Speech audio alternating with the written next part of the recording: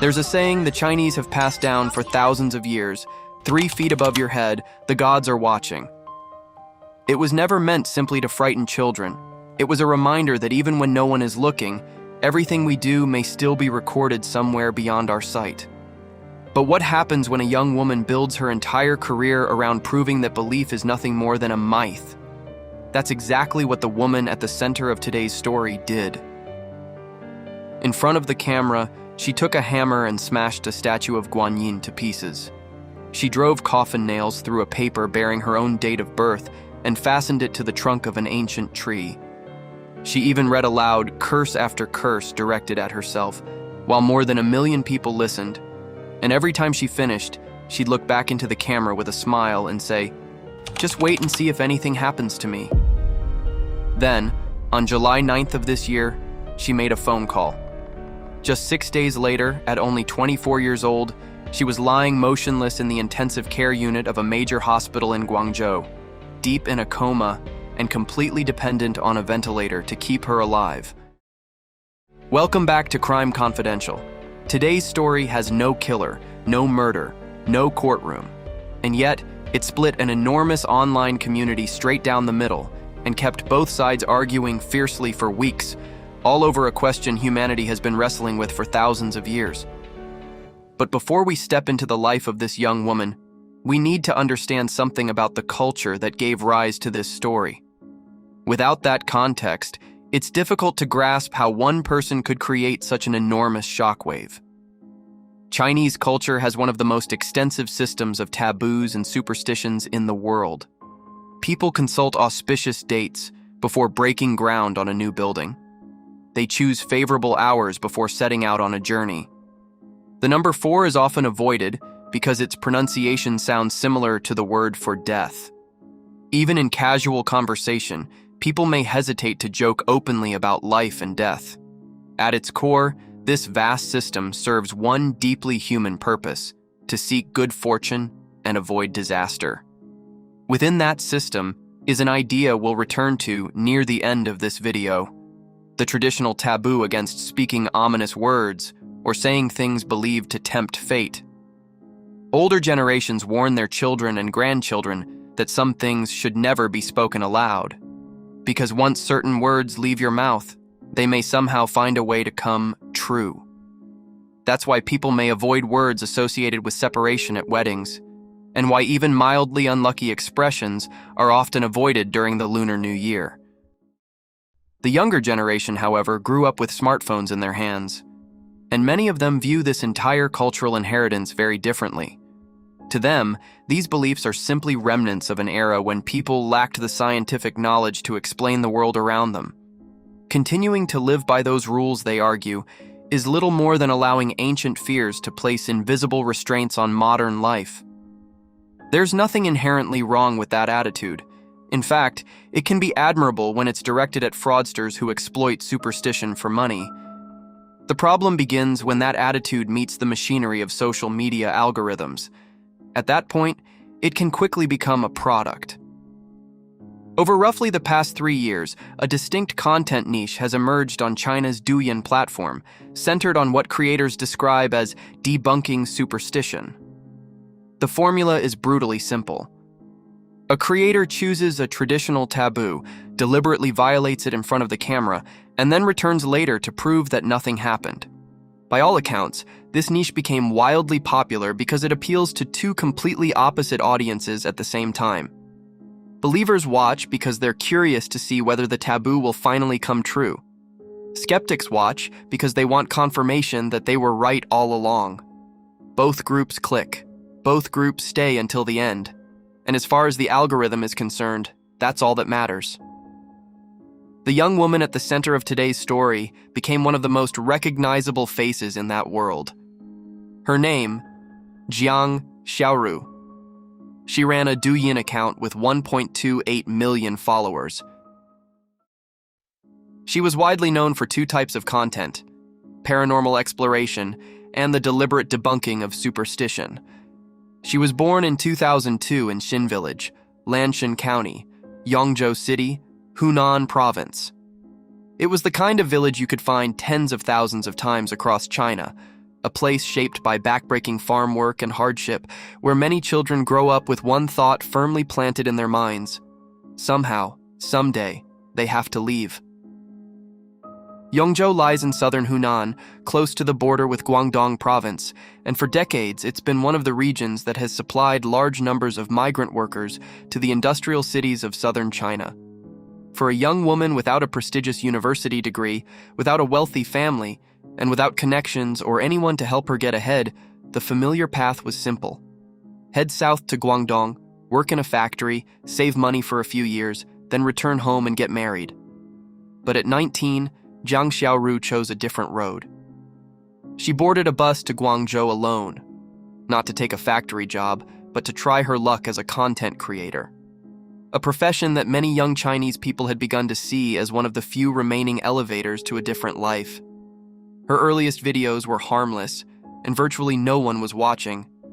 She filmed outfit combinations, makeup routines, and ordinary snapshots of what a normal day in her life looked like. The problem was that millions of other 20-year-old women across China were doing exactly the same thing. Her account disappeared into the crowd without making so much as a ripple. Every day she'd open her phone and see the same numbers staring back at her. View count still stuck in the dozens. The rent on her tiny room kept coming due every month, while back home, her parents still believed their daughter was doing well in the big city.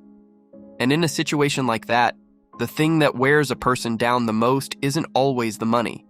Sometimes it's the feeling that you're slowly disappearing into an ocean of people, and no one even notices. Then one night, almost out of desperation, with seemingly nothing left to lose, she picked up a flashlight and walked into an abandoned building. The video was rough and unpolished. The lighting was poor. Her hands shook, and her voice faltered as she spoke. As she moved through the building, she repeated the ghost stories and supernatural rumors that had grown around the place. But by the end, she came to a simple conclusion. There was nothing there. All of it, she said, was just something people had invented to frighten one another. That video went viral overnight. By the next morning, tens of thousands of comments had poured in, and her follower count was climbing at a rate she had never dared to imagine during the entire year before. Sitting there and staring at the analytics behind her account, Jiang Xiao suddenly understood what she needed to do to capture the crowd outside her screen. What they were looking for was novelty, fear, suspense, and the irresistible pull of not knowing what might happen next. From that day forward, her account switched tracks completely, and she began building a very distinct persona for herself. In front of the camera was a petite young woman with a gentle face and a soft voice. Yet she'd look directly into the lens and declare, without hesitation, that there was nothing in this world she was afraid of. That contrast between her appearance and her actions was exactly what made viewers unable to look away. She also developed a signature sign-off, repeating almost the same line at the end of nearly every video. Another day of breaking superstition. If there's anything else you want to see me challenge, leave it in the comments below. And the audience did leave comments. And from that seemingly harmless invitation, the entire story began to slide downhill. Because the content model Jiang Xiao had created had one fatal flaw. It couldn't generate its own subjects. It depended on challenges sent in by viewers, and crowds have never been very good at knowing when enough is enough.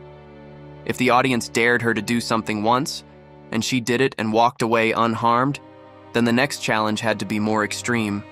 Otherwise, there'd be nothing new left to watch. At first, the challenges were still relatively mild and remained close to the explanatory style that had made her popular in the first place. She explored abandoned buildings and old hospitals, walking through decaying hallways and explaining that the sounds people claimed were ghosts were often nothing more than wind blowing through shattered window frames. Then she moved on to supernatural games that young people passed around as urban legends, from spirit-writing rituals to staring into mirrors inside elevators at midnight. Then one day, viewers challenged her to visit Liwan Plaza in Guangzhou, a place often described as one of the most infamous supposedly haunted properties in China. According to the legend, 8 coffins were unearthed during construction, And every year, this place claims 8 lives. Jiang Xiao actually went. In the middle of the night, she walked from the 4th floor to the 5th, and when it was over, she gave her verdict. This is just an ordinary shopping mall.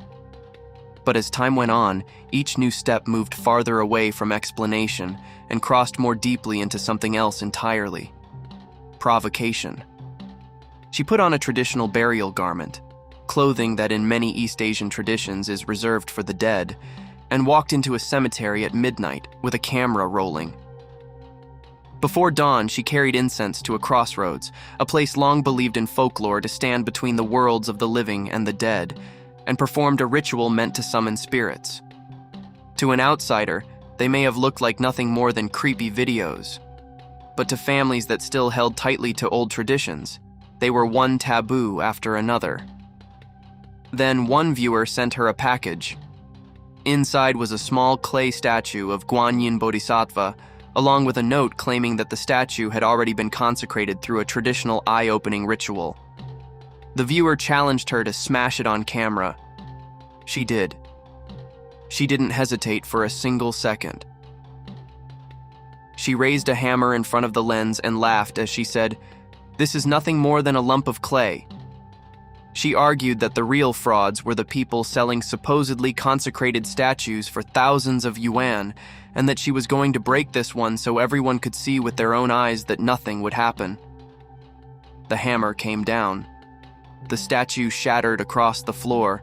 Jiang brushed off her hands, looked back into the camera, and said she felt perfectly fine. All she had to do now was sweep up the pieces.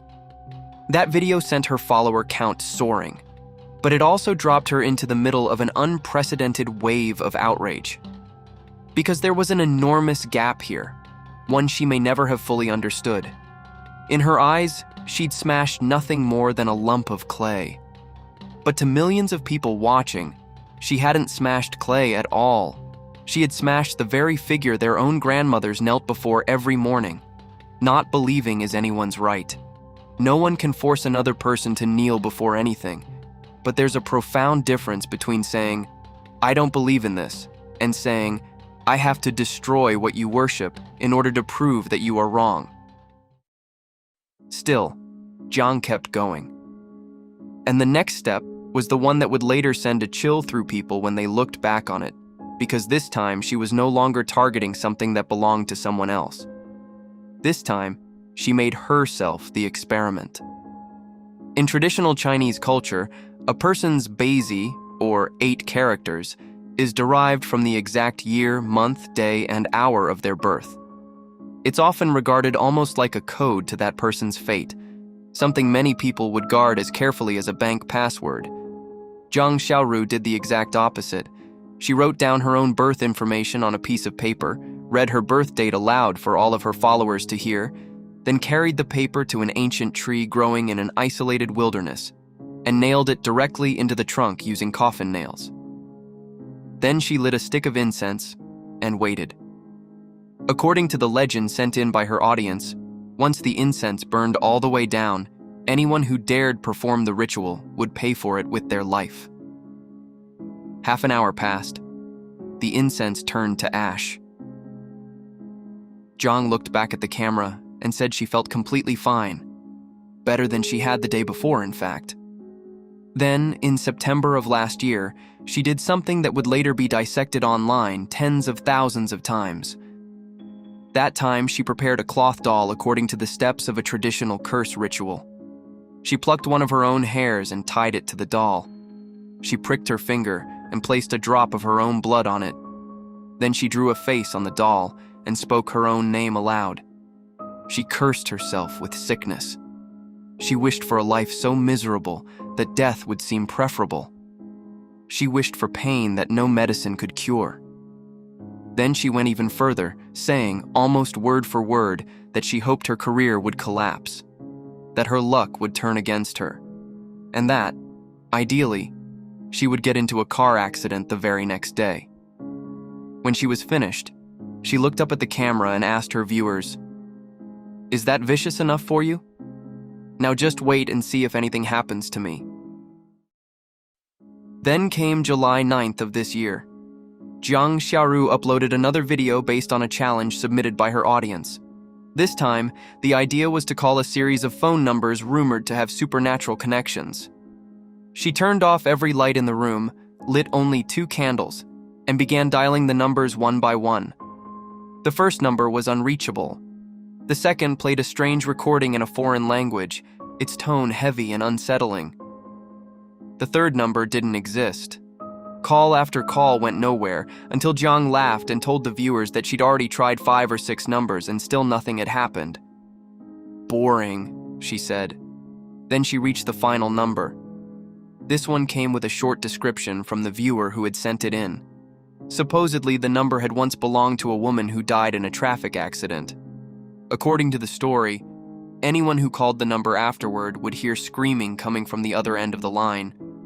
Jiang dialed. The call connected, but there was no scream. There was no automated message telling her the number was invalid. Instead, she heard her own voice. Whatever Jiang said, the voice on the other end repeated back to her, one beat later, hollow and cold, as though it were traveling through the length of an endless tunnel. In the video, you can clearly see her expression change. It was one of the rare moments in her entire career when she appeared genuinely frightened. She rubbed her arm and told the audience that she had goosebumps all over her skin. "Can you see that?" she asked. But only a few seconds later, she did what she'd always done at the end of her videos. She smiled, turned back toward the camera and said, "That's all of them. Next time, if you've got the guts, send me some numbers that are even scarier." Those became the last words she'd ever addressed to her 1.28 million followers. The account was never updated again. 6 days later, in the early hours of July 15th, Jiang Xiao had just finished an on-location shoot in Guangxi. To save money and keep up with her editing schedule, she chose not to take the high-speed train or a long-distance bus. Instead, she booked a seat in a shared car traveling overnight from Liuzhou back to Guangzhou. As the vehicle reached the Zhaoqing section of an expressway in Guangdong province, a serious collision occurred.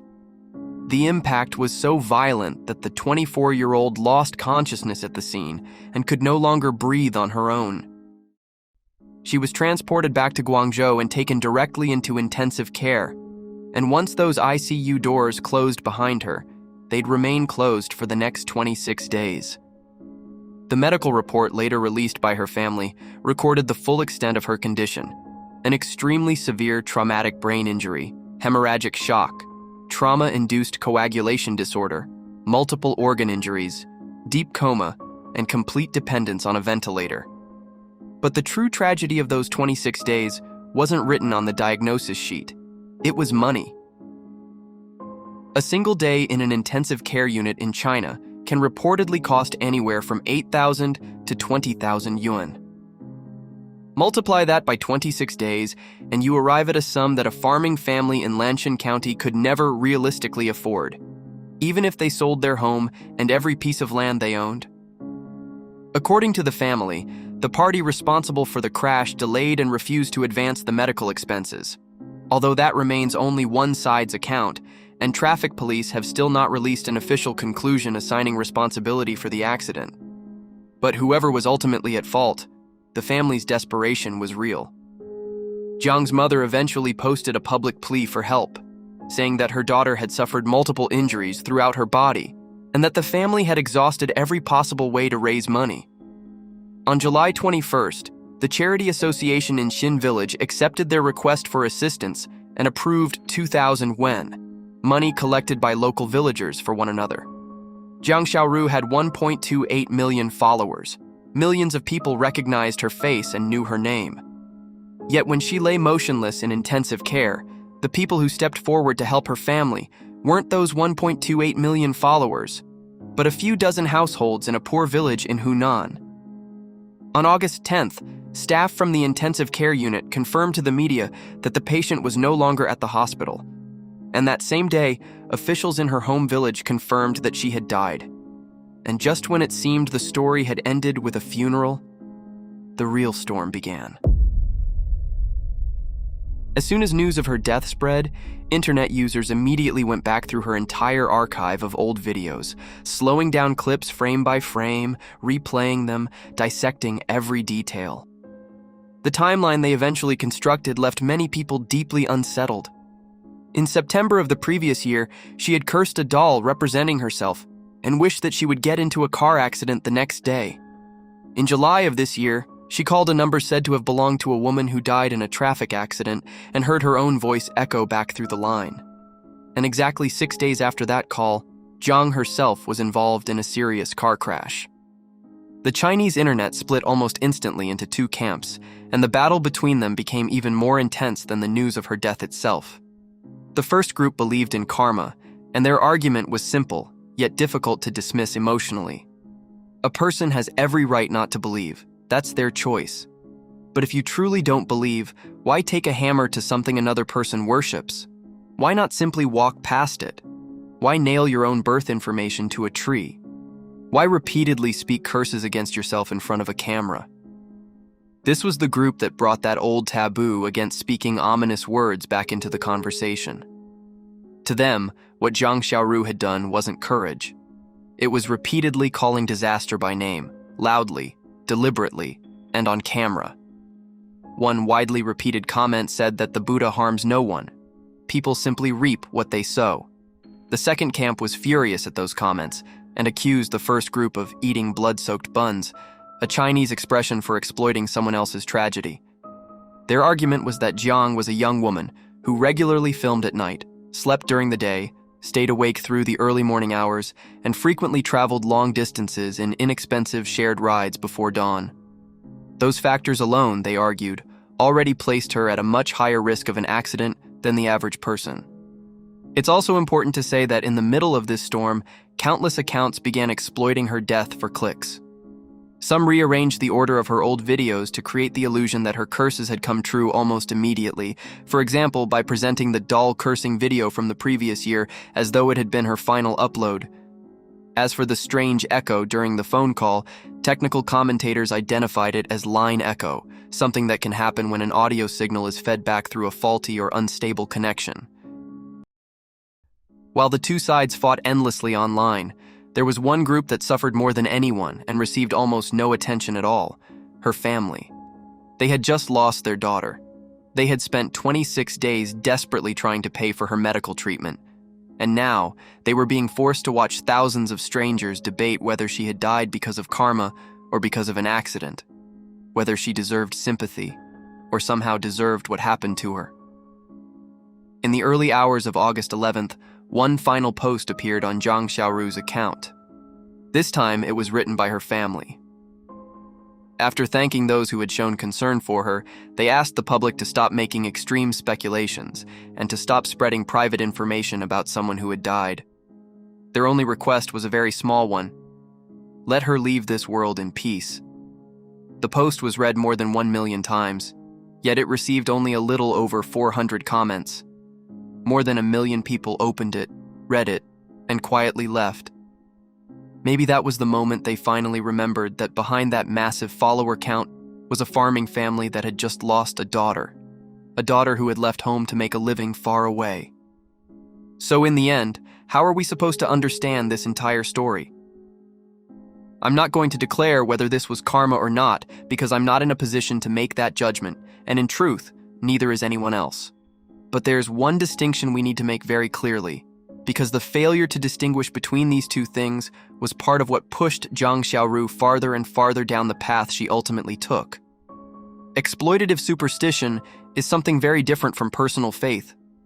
It's the fortune teller who frightens you with claims of a supernatural attachment and then demands money to remove it. It's the seller charging thousands of yuan for a supposedly consecrated statue. Those practices deserve to be exposed. Faith, however, can be something deeply personal. The ancestral altar in your family home on a Memorial Day, or the stick of incense your mother lights at a temple while praying for her children to return home safely. Jiang Xiao started by challenging the first kind of thing, but algorithms don't reward careful explanation nearly as much as they reward outrage. And over time, she drifted from exposing fraud into smashing things that millions of people considered sacred. We also often misunderstand what karma, or cause and consequence, really means. It isn't some divine being sitting above us, waiting to punish anyone who causes offense. If divine beings were that petty, compassion would mean very little. In its simplest sense, karma can be understood as the chain of consequences that grows out of the choices we make every day. If you stay awake night after night filming in cemeteries and abandoned buildings, your body slowly wears down. If you spend enough time treating death and danger as something to challenge for entertainment, your sense of caution may gradually begin to fade, until risks that once seemed serious start to feel ordinary. And when you're exhausted, under pressure, and racing against a deadline, you may choose the cheapest overnight ride, because it feels like the easiest option. That's why I don't think every old warning against speaking ominously should automatically be dismissed as superstition. When older generations tell us not to curse ourselves or joke casually about life and death, perhaps there's a practical lesson hidden inside those traditions. Do not become so comfortable with the idea of danger that you stop treating danger seriously. A sense of reverence isn't the same thing as cowardice. Sometimes it simply means knowing where your limits are, and recognizing that the universe is vast, while human understanding remains remarkably small. Jiang Xiao had a phrase she repeated in many of her videos. "Let's see how long I can stay alive." In the end, the answer came. Just 24 years. So what do you think? Was this simply a chilling chain of coincidences? Or was there something about this story that we still don't know how to explain? And where should we draw the line between challenging superstition and disrespecting someone else's faith? Leave your thoughts in the comments below. Thank you for watching Crime Confidential, and I'll see you in the next video.